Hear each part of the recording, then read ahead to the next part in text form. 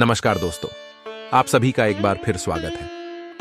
साथियों, आज के इस वीडियो में हम जानेंगे महात्मा बुद्ध की बहुत ही सुंदर प्रेरणादायक कहानी आत्म साक्षात्कार के बारे में।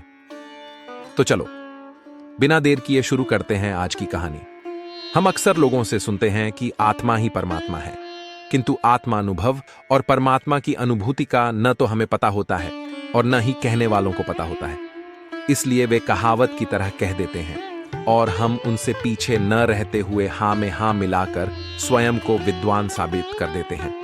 किंतु कभी हमें वक्त मिलता है और हम अपने अंतर्मन की ओर मुड़ते हैं तो सोचते हैं कि आत्म साक्षात्कार और आत्मानुभव क्या है।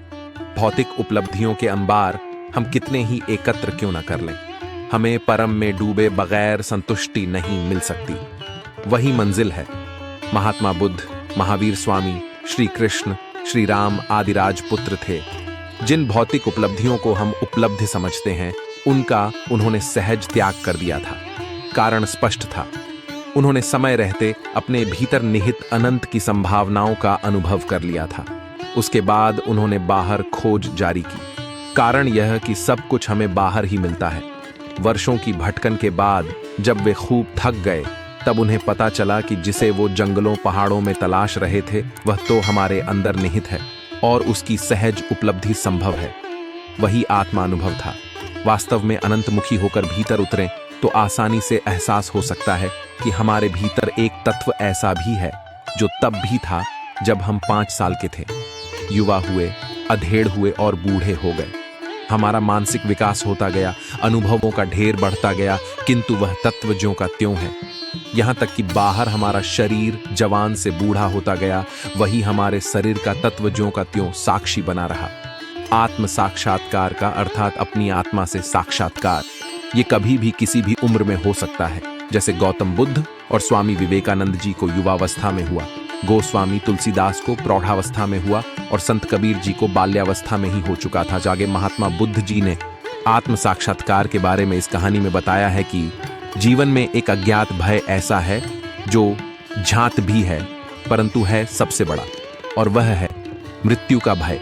उम्र, मौत और जिंदगी, इन तीनों के मामले में संसारी व्यक्ति और साधु का फर्क देखें तो भयमुक्त हुआ जा सकता है। संत कितना जिए यह महत्वपूर्ण नहीं होता, कैसे जिए यह उपयोगी होता है। देह त्यागने के पूर्व महात्मा बुद्ध जी ने जो अंतिम वाक्य कहे थे उसे समझा जाना चाहिए, अर्थात हर वस्तु नाशवान है, जीवन का संपादन अप्रमाद के साथ करो।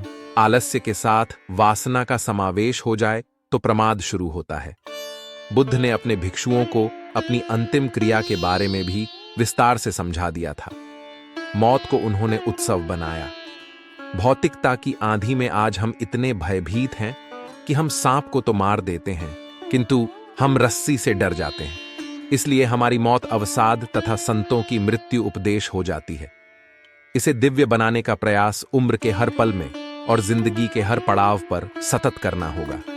कहते हैं जब बुद्ध संसार से गए तो उनकी उम्र 80 वर्ष थी, लेकिन संत समाज मानता है कि वे 40 साल के थे, क्योंकि जब वे 40 वर्ष के थे तब एक पीपल के वृक्ष के नीचे 7 दिन सतत समाधि में रहे और तब ही उन्हें पूर्णिमा के दिन बुद्धत्व प्राप्त हुआ था। उसके बाद वे 40 वर्ष और जीवित रहे। अध्यात्म कहता है उम्र तो उसी को मानेंगे जिन क्षणों में आप स्वयं को जान गए। इसलिए हमें हमेशा याद रखना चाहिए कि हम कितना जिए यह संसार का समीकरण है, लेकिन हमने जीवन को कैसे जिया यह अध्यात्म का गणित है। दोस्तों, मैं उम्मीद करता हूं कि यह कहानी सुनने से आपके जीवन में भी कुछ अच्छे बदलाव जरूर आए होंगे। आपको इस कहानी से आपको क्या सीखने को मिला, इस वीडियो में नीचे कमेंट करके जरूर बताइए और अपने परिवार, दोस्तों, मित्रों या आपके करीब इंसान के साथ यह कहानी शेयर करके उन्हें भी इस ज्ञान से परिचित करवाए। बाकी यह कहानी आपको दिल से अच्छी लगी हो तब इस वीडियो को लाइक जरूर कर देना, और आपने अभी तक इस चैनल को सब्सक्राइब नहीं किया है तो कृपया इस चैनल को सब्सक्राइब जरूर कर देना। आपका हर दिन शुभ हो और बहुत सारी खुशियों से आपका जीवन सदैव भरा रहे। इन्हीं मंगल कामनाओं के साथ इस वीडियो से अलविदा। मिलते हैं अगले वीडियो में, तब तक के लिए धन्यवाद।